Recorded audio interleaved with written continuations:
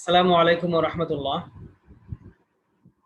আজকে আমরা ইংরেজি ক্লাসে রাইট ফর্ম অফ ভার্বস আলোচনা করব ইনশাআল্লাহ। তো এগুলা হচ্ছে বিভিন্ন গ্রামাটিক্যাল রুলের সমন্বয়ে এই এই শীটটা। তো এখানে দেখবো আমরা কিছু কিছু আলোচনা রয়েছে অত্যন্ত কমন, কিছু কিছু আলোচনা রয়েছে টেন্স থেকে, কিছু আছে ভয়েস থেকে, মানে বিভিন্ন বিভিন্ন চ্যাপ্টার থেকে এই আলোচনাটা সাজানো হয়েছে। আচ্ছা, তো এখানে মূল লক্ষ্যটা হচ্ছে ভার্বের ফর্ম কখন প্রেজেন্ট ফর্মে বসবে, কখন পাস্ট ফর্মে বসবে, হ্যাঁ, এগুলা বিভিন্ন ধরনের ফর্ম আছে, এগুলো আমরা কেমনে কোথায় বসাবো এগুলো আলোচনা। প্রথমেই দেখেন নিয়মটা, যে যদি বাক্যটি প্রেজেন্ট ইনডিফিনিট টেন্সে হয় এবং সাবজেক্ট যদি থার্ড পারসন সিঙ্গুলার নাম্বার হয়, তবে ভার্বের সঙ্গে এস বা ইএস যুক্ত হয়। এটা একদম সহজ নিয়ম, এটা আমরা অনেকেই আগে থেকে জানি যে প্রেজেন্ট ইনডিফিনিট টেন্সের বাক্য যখন আমরা করব তখন দেখবো তার সাবজেক্টটা কোন পারসনে আছে। থার্ড পারসন যদি থাকে আর সিঙ্গুলার নাম্বার হয়, থার্ড পারসন মানে বুঝছেন নি? থার্ড পারসন মানে হচ্ছে আমি, আমরা, তুমি, তোমরা, এই ছাড়া বাকি যত নাউন প্রোনাউন রয়েছে সব হচ্ছে থার্ড পারসন। এখন এগুলা দ্বারা যদি একজনকে বোঝায় তখন সেটা হবে সিঙ্গুলার। তাহলে থার্ড পারসন সিঙ্গুলার হইলে তখন কি করতে হবে? এই ভার্বের সাথে এস বা ইএস লাগাইতে হবে। এই দেখেন মূল ভার্বের সাথে এস বা ইএস লাগছে। রাসেল রাইটস এ লেটার, ঠিক আছে, রাসেল চিঠি লিখে। তাহলে এখানে রাসেল সাবজেক্ট হচ্ছে রাসেল, রাসেল আমি, আমরা, তুমি, তোমরা এর বাইরের, মানে আমি, আমরা হচ্ছে ফার্স্ট পারসন আর তুমি, তোমরা হচ্ছে সেকেন্ড পারসন, আর বাকি সব হচ্ছে থার্ড পারসন। তো থার্ড পারসনের মাঝে এখানে একজনকে বোঝাচ্ছে, একজনকে বোঝাচ্ছে, অতএব সিঙ্গুলার, এজন্য ভার্বের সাথে দেখেন এস লাগছে। আর আরেকটা জিনিস খেয়াল করতে হবে যে এটা কোন টেন্স বলেছি, প্রেজেন্ট ইনডিফিনিট টেন্স। শুধু প্রেজেন্ট ইনডিফিনিট টেন্সের ক্ষেত্রে এই নিয়মটা। এখন আমরা চিনলাম কেমনে যে এই বাক্যটা যে প্রেজেন্ট ইনডিফিনিট টেন্স, এর চিনলাম কেমনে? যে এখানে কোনো টেন্স মার্কার নেই। আমরা টেন্সের পার্টে পড়েছি যে যখন কোনো টেন্স মার্কার থাকবে না, একটা কাজ সাধারণত হয়, সাধারণত একটা কাজ করে, এরকম যদি বুঝায় তখন সেটা আমরা প্রেজেন্ট ইনডিফিনিট টেন্সের বাক্য হিসাবে ধরে নিব। The baby cries, baby, the baby মানে শিশুটি। তাহলে শিশুটি বলতে এখানে নির্দিষ্ট করে এই আমি, আমরা, তুমি, তোমরা বাইরের নির্দিষ্ট করে একজন শিশুকে বোঝাচ্ছে নির্দিষ্ট করে, এজন্য এখানে এস লাগছে। এখানে এস লাগার নিয়ম আছে, দেখেন ক্রাই এর সাথে আই ই এস লাগছে। এটাও একটা নিয়ম, যখন দেখবেন লাস্টে ওয়াই আছে আর ওয়াই এর আগে ভাওয়েল নাই, আছে কনসোনেন্ট থাকলে, তখন কি করতে হবে? এই ওয়াই কে আই ই দ্বারা পরিবর্তন করে নিতে হবে, এরপরে এস লাগবে। সিম্পল সেন্টেন্স দেখেন, সিম্পল সেন্টেন্সে দুটি ভার্ব থাকলে দ্বিতীয় ভার্বের সঙ্গে আইএনজি যোগ করতে হবে অথবা দ্বিতীয় ভার্বের আগে টু বসাইতে হবে। দুইটা অপশন এখানে, দুইটা কথা। একটা কথা হচ্ছে যদি সিম্পল সেন্টেন্স মানে সাধারণ বাক্য, সরল বাক্য, সিম্পল সেন্টেন্সে যদি দুইটা ভার্ব চলে আসে, দুইটা ভার্ব থাকলে দুইটা ভার্বই আপনি সিম্পল ফর্মে বসাইতে পারবেন না।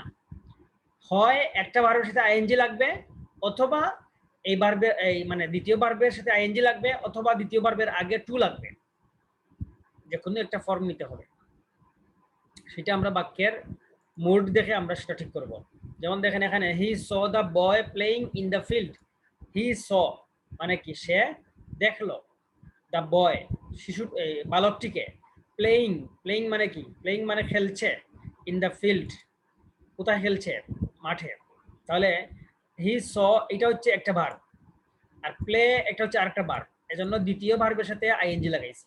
মানে সে বালকটিকে দেখেছে খেলা অবস্থায়, মানে দুইটা কাজ, এই কাজটা যখন হয়েছে তখন এই কাজটা চলমান ছিল, সে যখন দেখে তখন এই খেলাটা চলমান ছিল, এজন্য প্লে এর সাথে আইএনজি লাগছে।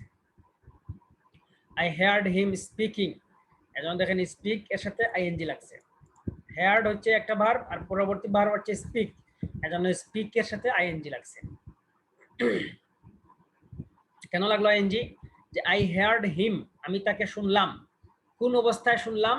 স্পিকিং, কথা বলছে, কথা বলা অবস্থায় শুনলাম। আচ্ছা, এরপর দেখেন he helps me making the house. He helps me, সে আমাকে সহায়তা করে। কি কি অবস্থায় সহায়তা করে? মেকিং, মেকিং অবস্থায়, মেকিং করতে মানে বাড়িটি মেক করতে আমাকে সহায়তা করে। তাহলে আমরা বুঝলাম, এখানে দেখলাম যে কি প্রত্যেকটা ক্ষেত্রে আমরা এখানে দেখতেছি ইউজ হচ্ছে দ্বিতীয় ভার্বের সাথে আইএনজি লাগছে। এখন আমরা দেখব যে দ্বিতীয় ভার্বটা যদি কোনো উদ্দেশ্য বোঝায়, মানে মানে হচ্ছে যে প্রথম যে ভার্বটা, সেই ভার্বটা সম্পাদন হওয়ার, সেই ভার্বটা গঠন হওয়ার, মানে এই ভার্বটা হওয়ার এই যে উদ্দেশ্য, এই উদ্দেশ্য কি, এই উদ্দেশ্য কি দ্বারা, এই উদ্দেশ্য হচ্ছে পরবর্তী যে ভার্ব সেটা যদি এরকম বোঝায়, তাহলে এই দ্বিতীয় ভার্বের আগে টু বসবে। যেমন I went to the library to read news paper. I went to the library, আমি লাইব্রেরিতে গেলাম, বোঝা গেছে? আমি লাইব্রেরিতে গিয়েছি, কি জন্য গিয়েছি, কি উদ্দেশ্যে গিয়েছি? টু রিড নিউজ পেপার, পত্রিকা পড়তে, পত্রিকা পড়ার উদ্দেশ্য বোঝাচ্ছে। এজন্য দেখবেন যে যে কোনো একটা কাজ করার উদ্দেশ্য বা নিয়ত যদি বোঝায়, তখন তার আগে টু লাগে। তাহলে I went to the library to read news paper, আমি পত্রিকা পড়ার উদ্দেশ্যে লাইব্রেরিতে গেলাম।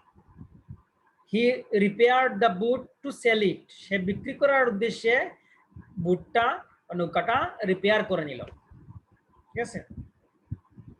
তাহলে আমরা এখান থেকে কি শিখলাম? দুইটা নিয়ম থেকে শিখলাম যে যদি সিম্পল সেন্টেন্সে দুইটা ভার্ব আসে, তাহলে দ্বিতীয় ভার্বের যে ফর্ম সেখানে হয় আইএনজি লাগবে অথবা তার আগে টু বসবে।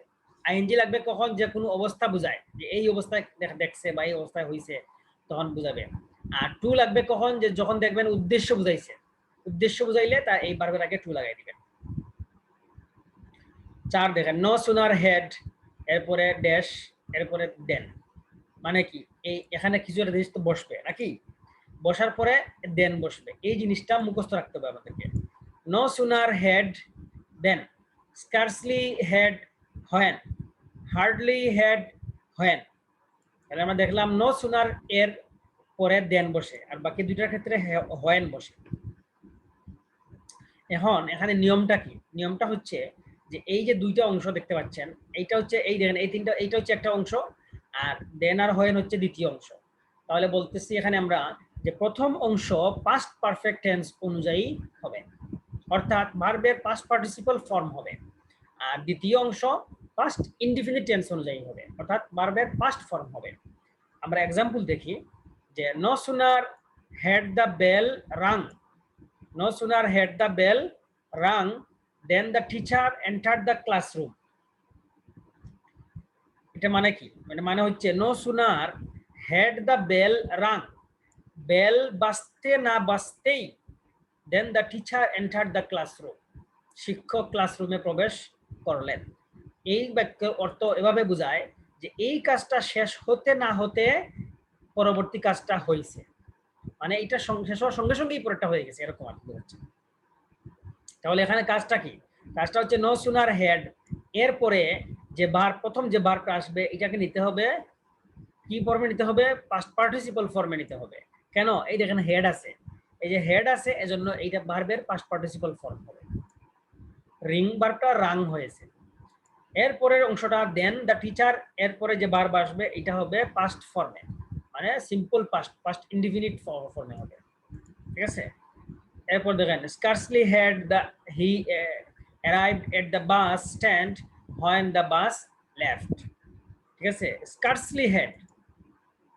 scarcely had মানে সে খুব এই রেয়ারলি মানে বোঝায় যে সে একই অর্থ, সে বাস স্ট্যান্ডে খুব কষ্ট করে পৌঁছতে না পৌঁছতেই বাসটা বাস ছেড়ে দিছে, বুঝা গেছে? এটা এরকম বোঝায়।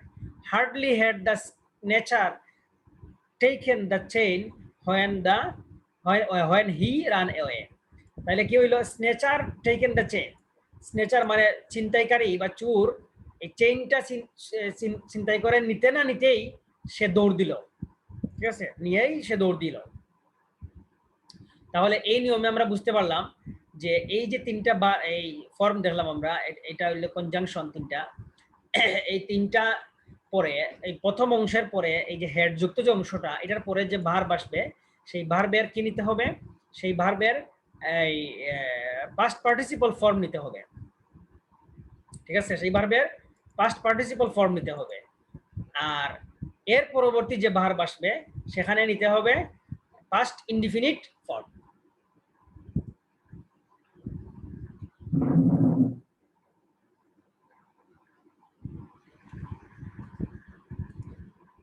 আচ্ছা একটু দাঁড়ান। আচ্ছা, পাস্ট ইনডিফিনিট ফর্ম নিতে হবে, তাহলে বোঝা গেছে বিষয়টা। আর অর্থটা কিরকম হয়? এটার অর্থ হয় যে হার্ডলি হ্যান, হার্ডলি মানে হচ্ছে কদাচিৎ বোঝায়, কদাচিৎ এই কাজটা, সরি মানে খুব কষ্ট করে এটা হয়েছে, মানে এই কাজটা শেষ হতে না হতেই পরবর্তী কাজটা হয়েছে, এরকম অর্থ দেয়। আচ্ছা, তাই আমরা পরেরটা চলে যাই এবার। সাধারণত সিন্স দ্বারা দুটি ক্লজ যুক্ত থাকলে এবং সিন্সের আগের অংশ প্রেজেন্ট ইনডিফিনিট বা প্রেজেন্ট পারফেক্ট টেন্স হলে পরের অংশ পাস্ট ইনডিফিনিট টেন্সের হয়। যেমন দেখেন বিষয়টা বুঝছেন নাকি? বিষয়টা হচ্ছে বলি আগে, যে সিন্স থাকবে মাঝখানে, সিন্স মাঝখানে থাকবে, তাহলে পূর্বের অংশ আমরা দেখবো। পূর্বের অংশ হয় প্রেজেন্ট ইনডিফিনিট অথবা প্রেজেন্ট পারফেক্ট, মানে প্রেজেন্টের একটা টেন্স, প্রেজেন্টের ইনডিফিনিট হবে অথবা প্রেজেন্টের পারফেক্ট হবে। তাহলে এর পরের অংশ হিসাব করতে হবে আমাকে, কি হবে? তাহলে সিন্সের পরের অংশ হবে পাস্ট ইনডিফিনিট টেন্স। বুঝা গেছে? যেমন it is many years since he give up smoking, না হয়ে কি হবে এখানে he gave up smoking. Gave কেন হবে? যে ইট ইজ আছে, তাহলে ইট ইজ দ্বারা বোঝাচ্ছে এখানে প্রেজেন্ট ইনডিফিনিট, সিম্পল প্রেজেন্ট। তাহলে সিম্পল প্রেজেন্ট থাকার কারণে এই সিন্সের পরে হচ্ছে কি সিম্পল পাস্ট। ঠিক আছে? এরপর দেখেন 5 years have passed, have passed আসছে সিন্সের আগে, হ্যাভ পাস্ট কোন ফর্ম? এটা হচ্ছে প্রেজেন্ট পারফেক্ট টেন্স। তাহলে সিন্সের পরে আসছে হি লেফট, এজন্য এই লেফটটা হচ্ছে পাস্ট ইনডিফিনিট। লিভ এর পাস্ট ফর্ম হচ্ছে লেফট, পাস্ট ইনডিফিনিট। তাহলে আমরা এখানে দুই জায়গায় দেখতে পেলাম যে একটা হইছে পূর্বে হইছে প্রেজেন্ট ইনডিফিনিট, আর এটা হচ্ছে পূর্বে প্রেজেন্ট পারফেক্ট হওয়ার কারণে এই যে সিন্স আছে, সিন্সের পরে দেখেন সিন্সের পরের অংশ কি হয়েছে? সিন্সের পরের অংশ উভয় জায়গাতেই হয়েছে পাস্ট ইনডিফিনিট। আবার সিন্স দ্বারা ক্লোজ যুক্ত থাকলে সিন্সের আগে যদি আগে ক্লোজে পাস্ট ইনডিফিনিট যদি থাকে তাহলে পরের অংশ কি থাকবে? পাস্ট পারফেক্ট হবে। যেমন many years passed since I met him last. বুঝা গেছে? এই যে মেনি ইয়ার্স পাস্ট, এখানে হয়েছে কোন টেন্স? পাস্ট ইনডিফিনিট, এজন্য সিন্সের পরে চলে গেছে। এই দেখেন সিন্স আই হ্যাড মেট হবে, হ্যাড মেট, হ্যাড মেট এটা কোন টেন্স? এটা হচ্ছে পাস্ট পারফেক্ট। তাহলে আমরা বুঝলাম যে সিন্সের আগে পাস্ট ইনডিফিনিট হইলে সিন্সের পরে যায় past perfect. It was many years since I had visited there, এটা সিন্সের আগে, দেখেন সিন্সের আগে হচ্ছে এই যে ওয়াজ, ওয়াজ আছে না, এটা হচ্ছে পাস্ট ইনডিফিনিট বোঝাচ্ছে। অতএব সিন্সের পরে আই হ্যাড ভিজিটেড এটা হচ্ছে পাস্ট পারফেক্ট। বুঝা গেল? এইটা কিন্তু খুব ইম্পর্টেন্ট একটা নিয়ম। দেখেন আমরা একটু বাংলা এটা আবার একটু বলি, যে এটা আমরা এটা এইভাবে দেখাই, এইভাবে দেখেন ভালো করে, যে মনে করেন এই প্রেজেন্ট ইনডিফিনিট টেন্স অথবা প্রেজেন্ট পারফেক্ট টেন্স দুইটার যে কোনো একটা থাকলো এবং এরপরে থাকলো সিন্স থাকলে এরপরে কি হবে? এরপরে হবে পাস্ট ইনডিফিনিট। ঠিক আছে? এই কথাটা, ঠিক আছে? এই কথাটা বুঝছেন সবাই? আশা করি বুঝছেন। আমরা এখানে প্রথমে বুঝলাম কি, যে প্রেজেন্ট ইনডিফিনিট বা প্রেজেন্ট পারফেক্ট থাকলে এরপরে সিন্স থাকলে এরপরে পাস্ট পারফেক্ট, পাস্ট ইনডিফিনিট। তাহলে পরীক্ষায় দেখবেন কখনো উল্টে চলে আসছে, আপনাকে এই সিন্সের পরের অংশ দিয়ে রাখছে, সিন্সের পূর্বের অংশ দেয় নাই। তাহলে আপনাকে জানতে হবে যে পূর্বে প্রেজেন্ট ইনডিফিনিট বা প্রেজেন্ট পারফেক্টের হবে, তাইলে পরবর্তী অংশটা হবে পাস্টের ইনডিফিনিটের। আর একটা নিয়ম কি পাইলাম, যে সিন্সের পূর্বে যদি পাস্ট ইনডিফিনিট হয় তাহলে এরপরে যখন সিন্স থাকবে এরপরে কি হবে? এরপরে হবে পাস্ট পারফেক্ট টেন্স। এই জিনিসটা এভাবে আপনারা ভালো করে মনে রাখবেন, ঠিক আছে ইনশাআল্লাহ। এরপরে প্যাসিভ ভয়েসে সর্বদা ভার্বের পাস্ট পার্টিসিপল ফর্ম বসে। কি হয়? সর্বদা পাস্ট পার্টিসিপল ফর্ম, এটা খুব গুরুত্বপূর্ণ, যে this work has done by him, এই কাজটা তার দ্বারা হয়েছে। প্যাসিভ ভয়েস আমরা যখন ভয়েসের ক্লাস নিয়েছিলাম আশা করি আপনারা ভালো করে বুঝছেন যে একটা কাজ সাবজেক্ট যে সে নিজে নিজে সরাসরি না করে তার দ্বারা এই কাজটা হয়েছে এরকম যখন বোঝায় তখন এই সাবজেক্টটাকে পরে চলে যায়, বাই হিম, বুঝা গেছে, চলে যায়। আর যে অবজেক্ট যেটা থাকবে সেটাকে নিয়ে আসে বাক্যের প্রথমে, যে দিস ওয়ার্ক, এই কাজটা সম্পাদিত হয়েছে তার দ্বারা, বুঝা গেছে। আর আমরা যদি অ্যাক্টিভ ভয়েসে বলতাম তাহলে কি বলতাম, আমরা অ্যাক্টিভ ভয়েসে বললে আমরা বলতাম হি ডিড দ্য ওয়ার্ক, কি বলতাম, হি ডিড দ্য ওয়ার্ক, সে কাজটি করেছে। এখন আমরা যখন প্যাসিভে বলতেছি তখন আমরা সে করেছে এটা ডাইরেক্টলি না বলে আমরা বলবো কাজটি তার দ্বারা সম্পাদিত হয়েছে। এজন্য দিস ওয়ার্ক বা অবজেক্টটাকে প্রথমে আনে, এরপরে অক্সিলারি ভার্ব, এরপরে মূল ভার্বের পাস্ট পার্টিসিপল ফর্ম। এখানে এই কথাই বলা হচ্ছে যে প্যাসিভ ভয়েসে সর্বদা ভার্বের পাস্ট পার্টিসিপল ফর্ম মানে মূল ভার্বের পাস্ট পার্টিসিপল ফর্ম বসে। The school was closed for sine die. School was closed, school বন্ধ হয়েছে ফর সাইনি ডাই, অনির্দিষ্টকালের জন্য। বর্তমান সময়ের জন্য একদম পারফেক্ট একটা এক্সাম্পল চলে আসছে এখানে, যে অনির্দিষ্টকালের জন্য স্কুল বন্ধ হয়ে গিয়েছে। তাহলে বন্ধ কি স্কুল নিজে নিজে করছে নি? না, এই কাজটা স্কুলে করে নাই, স্কুলকে কাজটা করা হয়েছে, মানে এই কাজটা স্কুলে করে নাই। তাইলে বোঝা গেছে, দেখেন এই যে প্যাসিভ ভয়েসে সাবজেক্টের জায়গায় যে যা বসবে সেটা হচ্ছে অবজেক্ট, এরপরে বসবে অক্সিলারি ভার্ব, এরপরে বসবে মূল ভার্বের পাস্ট পার্টিসিপল ফর্ম, ঠিক আছে। এরপরে প্রিপোজিশন, দেখেন সব সময় যে বাই বসে না, এটা একটা এক্সাম্পল পাইলেন যে সব সময় বাই বসবে না, কখনো ফর কখনো টু এরকম বসে। এখানে ফর বসলো, ফর কেন বসলো, যে অনির্দিষ্টকালের জন্য। সাইনি ডাই এটা হচ্ছে একটা ফ্রেজ, এটা ফরেন ল্যাঙ্গুয়েজের, ইংলিশ ল্যাঙ্গুয়েজের না, এজন্য এরকম লাগতেছে। এরপরে দেখেন বিফোর দ্বারা দুটি পাস্ট টেন্স যুক্ত থাকলে বিফোরের আগের অংশে পাস্ট পারফেক্ট টেন্স এবং পরের অংশ পাস্ট ইনডিফিনিট টেন্স হয়। ঘটনা কি, যে বিফোর দ্বারা দুটি পাস্ট টেন্স যুক্ত থাকবে। কয়টা পাস্ট টেন্স? দুইটা পাস্ট টেন্স যুক্ত থাকবে। বিফোরের আগের অংশে পাস্ট পারফেক্ট টেন্স এবং পরের অংশে পাস্ট ইনডিফিনিট টেন্স। তাহলে বিফোর অর্থ কি? বিফোর অর্থ আগের। তাহলে এই কথাটা আপনারা মনে রাখবেন যে বিফোরের আগে হয় পাস্ট পারফেক্ট আর বিফোরের পরে যায় পাস্ট ইনডিফিনিট। তাই দেখেন এই বাক্যটা দেখেন, we had reached our school, we had reached our school, আমরা আমাদের স্কুলে পৌঁছেছিলাম before the bell rang, bell বাজার আগেই। তাহলে এখানে দুইটা কাজই হয়েছে অতীতে। পাস্ট পারফেক্ট কখন হয়? দুইটা কাজ অতীতে হয়েছে, যে কাজটা আগে হয়েছে সেটা হচ্ছে পাস্ট পারফেক্ট। এজন্য আমরা যেহেতু আগে পৌঁছাইছি এজন্য হ্যাড রিচড। এখন বুঝবেন কেমনে যে এই দুইটা কাজের মধ্যে কোনটা আগে কোনটা পরে? এই বুঝার আলামত হচ্ছে এই বিফোর। যে বিফোর যখন দেখবেন মাঝখানে আছে তখন বুঝবেন যে বিফোরের আগে যেটা সেটা পাস্ট পারফেক্ট আর বিফোরের পরে যেটা সেটা হচ্ছে পাস্ট ইনডিফিনিট। আচ্ছা, এখন দেখেন আফটার দ্বারা যদি দুইটা পাস্ট টেন্স হয় তাহলে কি হবে? তাহলে আফটারের পরে যাবে পাস্ট পারফেক্ট। এটা মনে রাখার জন্য মনে রাখবেন যে আফটার অর্থ হচ্ছে পরে, তাহলে আফটারের পরে যাবে পাস্ট পারফেক্ট আর বাকি অংশ মানে আফটারের পূর্বে থাকবে past indefinite.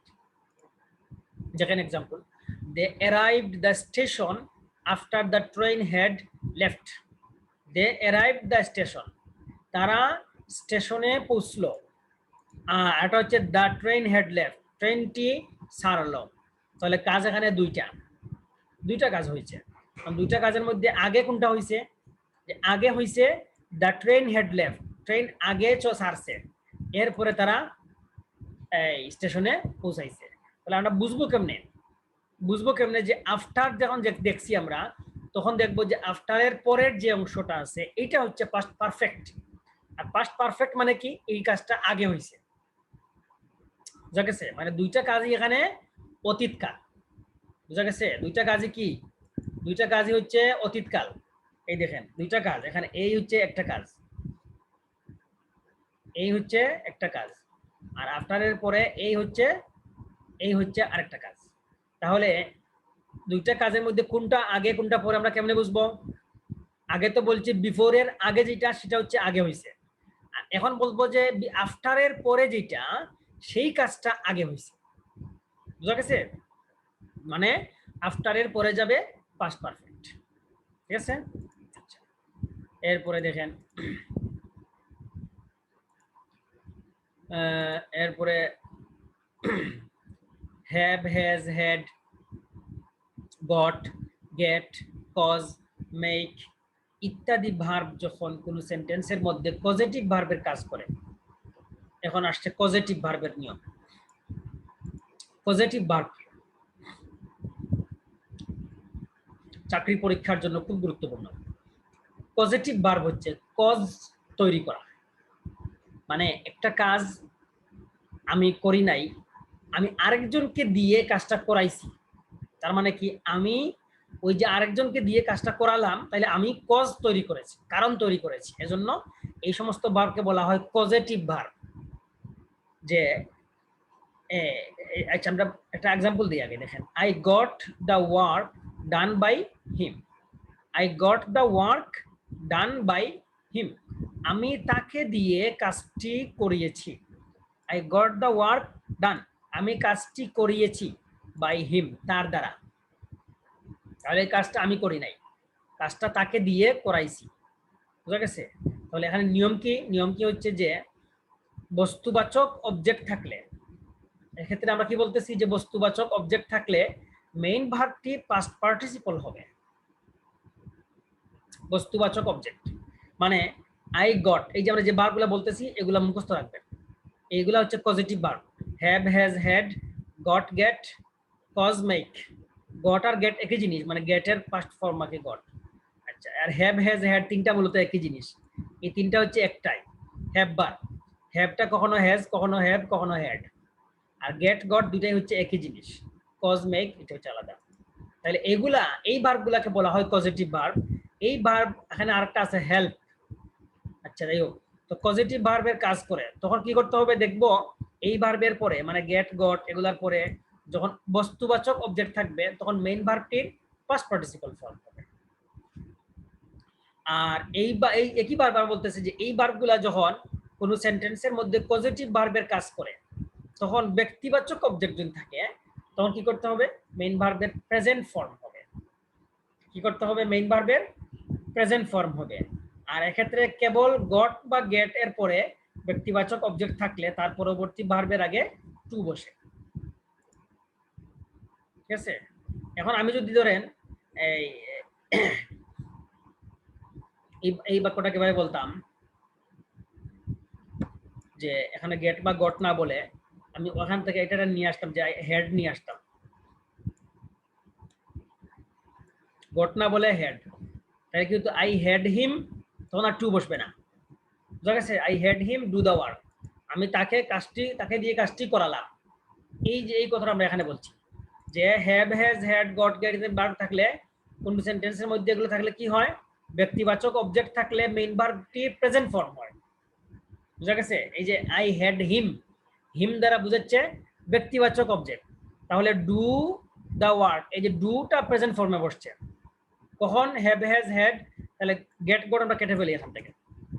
Have, has, had, cause, make এগুলা যখন থাকবে তখন এরপরে ব্যক্তিবাচক অবজেক্ট হইলে কি করতে হবে? মেইন ভার্বটির প্রেজেন্ট ফর্ম হবে। I had him do the work, এখানে শুধু ডু বসছে। আর আলাদা করে বলা হচ্ছে যে কেবল গেট, গট এর পরে ব্যক্তিবাচক অবজেক্ট থাকলে তারপরে ভার্বের আগে টু বসে। I got him to do the work, আমি কাজটি করানোর জন্য তাকে নিলাম বা তাকে দিয়ে কাজটি করালাম। তাহলে এই জিনিসটা বুঝছেন আপনারা? আবার বলি, দেখেন যে প্রথম কথা হচ্ছে have, has, had, get, got, cause, make এগুলো হচ্ছে পজিটিভ ভার্ব। এগুলার পরে যদি বস্তুবাচক কোনো অবজেক্ট থাকে, এই যে দা ওয়ার্ক, এটা বস্তুবাচক, এজন্য এরপরে কি নিতে হবে? এরপরে ভার্বের পাস্ট পার্টিসিপল নিতে হবে। আর যদি ব্যক্তিবাচক থাকে তাহলে মেইন ভার্বের প্রেজেন্ট ফর্ম নিতে হবে। তবে কথা হচ্ছে গেট, গট থাকলে আর যদি ব্যক্তিবাচক থাকে তাহলে টু নিতে হবে, to do, to plus verb. এই হচ্ছে কথা। এরপরে দেখেন একই দৈর্ঘ্য, পরিমাণ বা স্থান বুঝালে সাবজেক্ট দেখতে প্লুরাল হলেও ভার্বটা সিঙ্গুলার। যেমন 50 মাইলস একই পরিমাণ বুঝাচ্ছে, একই দৈর্ঘ্য 50 50 দেখে আমরা মনে করব যে বহুবচন, কিন্তু না, এটা বহুবচন না, এটা হচ্ছে সিঙ্গুলার। 50 মাইলস এটা একটা দৈর্ঘ্যকে বোঝাচ্ছে, এজন্য এটা ভার্ব নিবে সিঙ্গুলার। ঠিক আছে, am, is, are, was, were ইত্যাদি টু বি ভার্বের পরে প্যাসিভ ভয়েসের ক্ষেত্রে মেইন ভার্বের পাস্ট পার্টিসিপল ফর্ম হয়। বুঝা গেছে যে এগুলার পরে আমরা আগে বলছি প্যাসিভ ভয়েসে কি হয়, মেইন ভার্বের পাস্ট পার্টিসিপল ফর্ম হয়। তাহলে am, is, are, was, were এগুলা থাকলে এরপরে যে প্যাসিভ ভয়েসের ক্ষেত্রে মূল ভার্বের past participle. The book was stolen, বইটা চুরি হয়েছে। তাহলে বইটা চুরি হয়েছে মানে কি, এটা বোঝা যাচ্ছে যে বইটা চুরি হয়েছে, অন্য কেউ করেছে, তাহলে এটা প্যাসিভ ভয়েস। এজন্য দেখেন ওয়াজের পরে এই মূল ভার্বের পাস্ট পার্টিসিপল ফর্ম বসেছে। Modal auxiliary verb, modal auxiliary verb এটা আলাদা কিছু ভার্ব আছে যেগুলো বিভিন্ন মুড প্রকাশ করে, এগুলা অক্সিলারি ভার্বের একটা প্রকার। এগুলার পরে মেইন ভার্বের প্রেজেন্ট ফর্ম হয়, can, could, may, might, should, would, ought to, use to, must, এগুলো হচ্ছে মডাল অক্সিলারি। আর এগুলার পরে কি হয়, মূল ভার্বের প্রেজেন্ট ফর্ম হয়। এটা মুখস্থ রাখতে হবে যে মডাল অক্সিলারি ভার্ব যেগুলো আছে এগুলার পরে মূল ভার্বের প্রেজেন্ট ফর্ম হয়।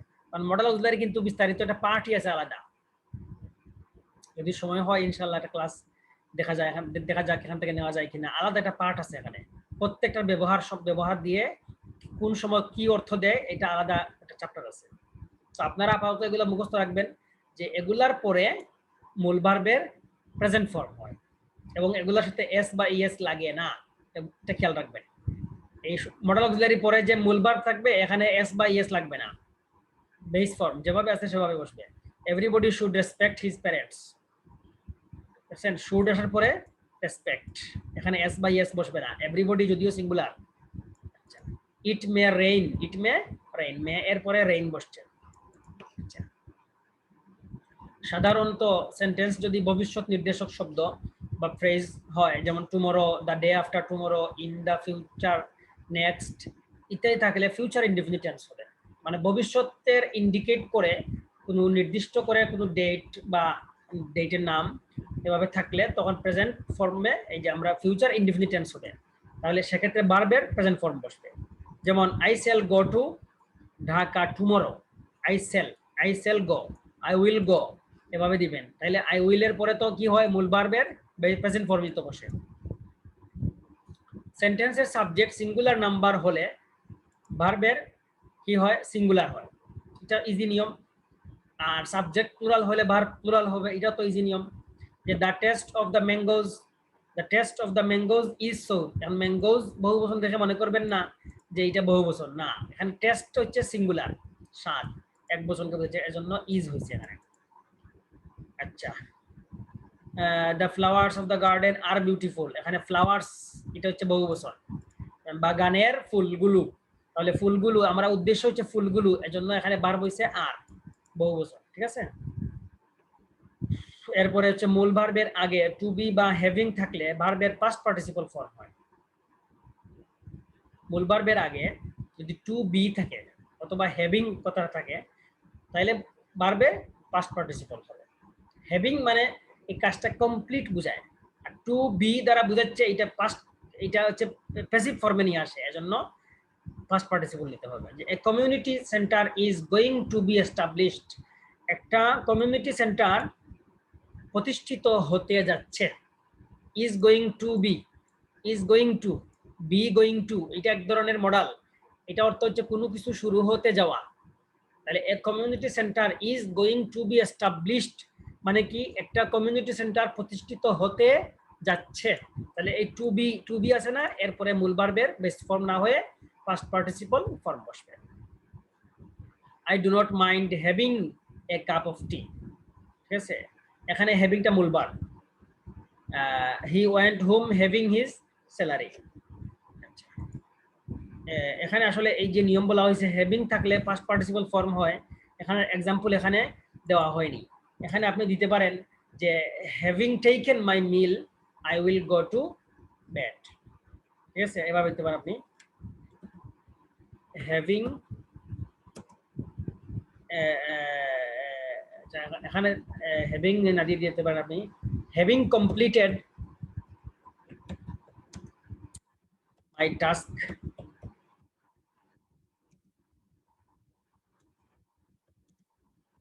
I will go to bed. Having completed, এই যে এখানে having এরপরে completed মূল ভার্বের past participle form বসবে। ঠিক আছে?